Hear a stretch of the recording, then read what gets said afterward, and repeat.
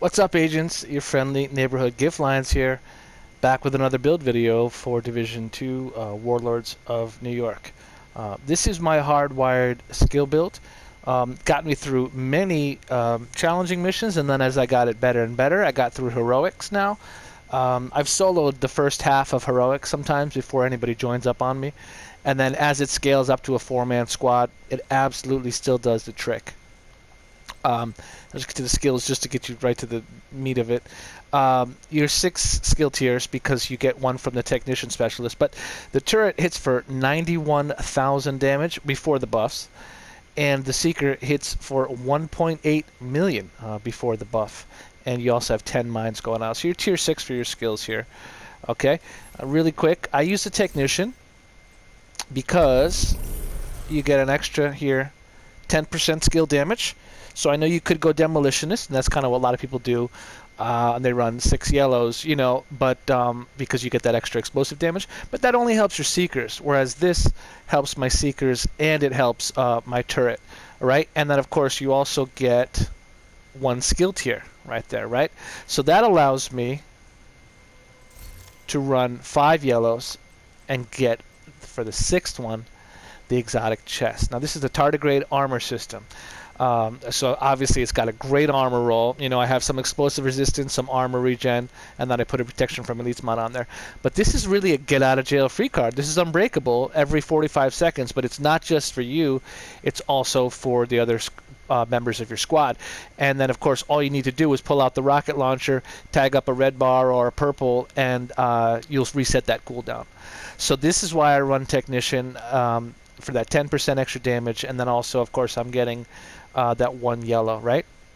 So when I said before the buffs, right, 5.6, I'm sorry, 91k damage and 1.8 million.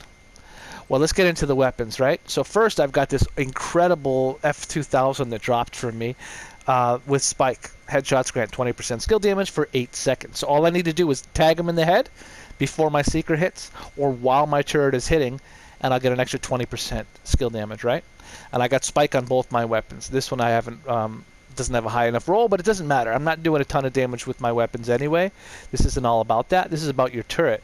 I mean, why would I shoot so much, you know, worry about it if I'm getting 58k or 52k when I have a turret before the buffs that hits for 91, right? So yeah, I'll add a 20% on top of that. But also, look at this. We get some skill haste from this backpack. Skill damage, maxed roll, okay? But perfect combined arms. Shooting an enemy. So this doesn't have to be a headshot. Just shooting an enemy increases total skill damage by 30% for 3 seconds. And this is incredible. This is additive, okay? Not multiplicative. I've tested it. So that means that all I need to do is tag an enemy up before my seeker hits, and that 1.8 million quickly goes to well over 2 million. If I tag them with headshots, I get 8 seconds for that to wear out, 3 seconds for that. If I tag them with a headshot, I get perfect combined arms and Spike to proc. I get it basically, those are multiplicative together, I believe. So it's 30 times 20, you know, added on. But basically well over 2 million seekers, well over 100,000 per tick of the turret. I've seen it up. I think I was getting some like some bullets were hitting in the last mission, the last heroic we were doing 134,000 per tick, while I was just pouring clips into them with this in the head. I'm procking this and this. So perfect combined arms. It's incredible. Crit chance mod on there. A little bit of explosive resistance. I rolled max skill damage on it. Okay. On the holster, I just put some hazard protection on there because ever since the update, we're just all so squishy with fire and bleed and all that good stuff. So I put some hazard protection on there just to protect me. All right. Of course, we went over the chest already. I got skill damage on the holster. All right.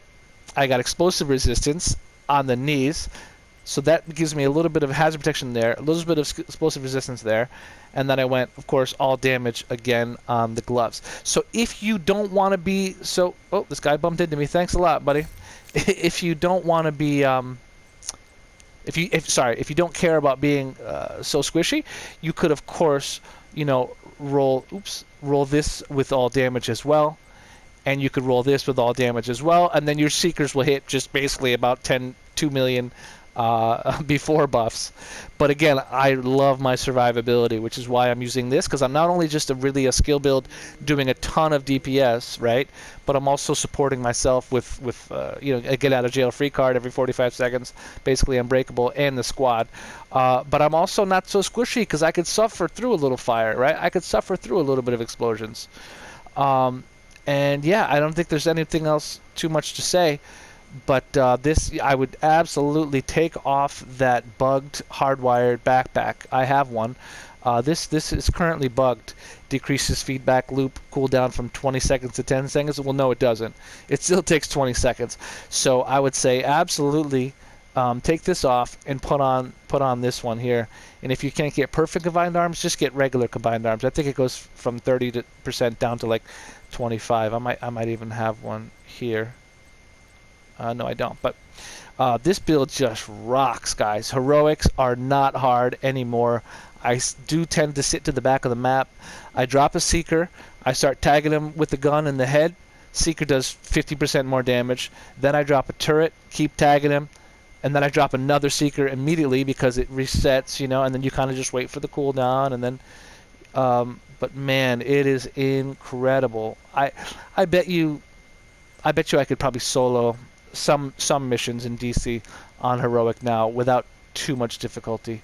Yeah, I really probably could because I soloed half the missions anyway, and the scaling isn't so bad. So yeah, keep a lookout for this named backpack, the Force Multiplier. And of course, if you get the exotic, you don't have to run this one. If you don't have the exotic chest, that's fine. But again, remember, you get the 6th skill tier from the technician. So instead, just give yourself some survivability. You could also run the hardwired chest here.